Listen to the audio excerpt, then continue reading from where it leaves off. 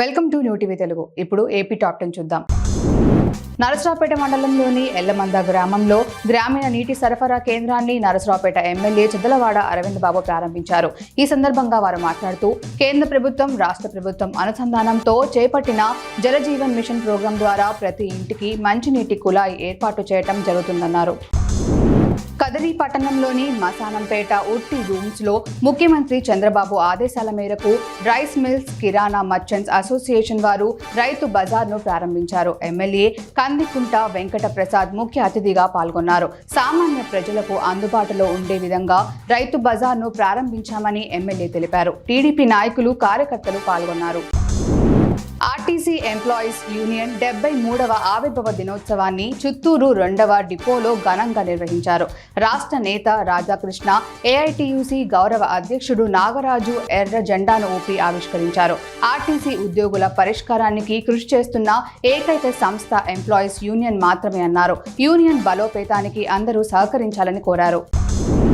ప్రభుత్వ పాఠశాలలో యోగా ఉపాధ్యాయులుగా పనిచేస్తున్న వారికి జీతాలు చెల్లించకుండా గుంటూరుకు చెందిన బుద్ధ యోగా ట్రస్ట్ దుర్మార్గంగా వ్యవహరిస్తుందని ఏఐవైఎఫ్ నాయకులు పరుచూరి రాజేంద్ర మండిపడ్డారు.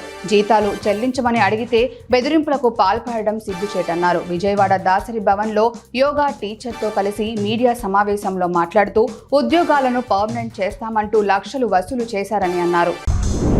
ప్రముఖ శైవ క్షేత్రం కోటప్పకొండ శ్రీ త్రికోటేశ్వర స్వామి వారిని ఎమ్మెల్యే చిద్దలవాడ అరవింద్ బాబు దర్శించుకున్నారు. ఆలయానికి విచ్చేసిన ఎమ్మెల్యేకి ఆలయ పురోహితులు స్వాగతం పలికారు. ఈ సందర్భంగా స్వామివారికి ప్రత్యేక పూజలు నిర్వహించారు.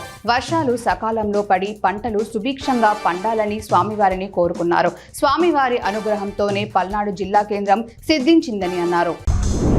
ఉంగుటూరు మండలం రావులపర్రు వద్ద కాగుపాడుకు వెళ్లే రహదారి రోజుకు కోతకు గురై ప్రమాదభరితంగా ఉంది. ఈ రహదారి గుండా వెళ్లాలంటే ఇటు మురుగు కాలువలోకి, అటు పంట బోధేలోకి బోల్తా పడతామని ప్రజలు, రైతులు, విద్యార్థులు అంటున్నారు. కోతకు గురైన రోడ్డు వద్ద కనీసం హెచ్చరిక బోర్డు కూడా లేదు. ఇప్పటికైనా అధికారులు, ప్రజాప్రతినిధులు కోతకు గురైన రోడ్డుకు వెంటనే పని చేయాలని ప్రజలు కోరారు.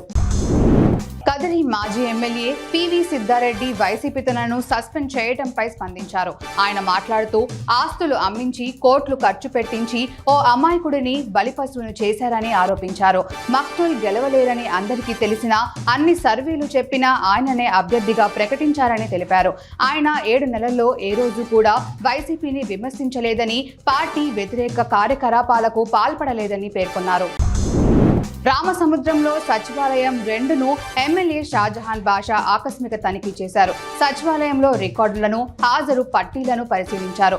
ఎమ్మెల్యే మాట్లాడుతూ విధులకు ఆటంకం కలగకుండా సచివాలయ అధికారులు ఎల్లప్పుడూ ప్రజలకు అందుబాటులో ఉండాలన్నారు. సమయపాలన పాటించి ప్రజలకు అందుబాటులో ఉండి ప్రభుత్వ పథకాలలో జాప్యం లేకుండా చూడాలన్నారు.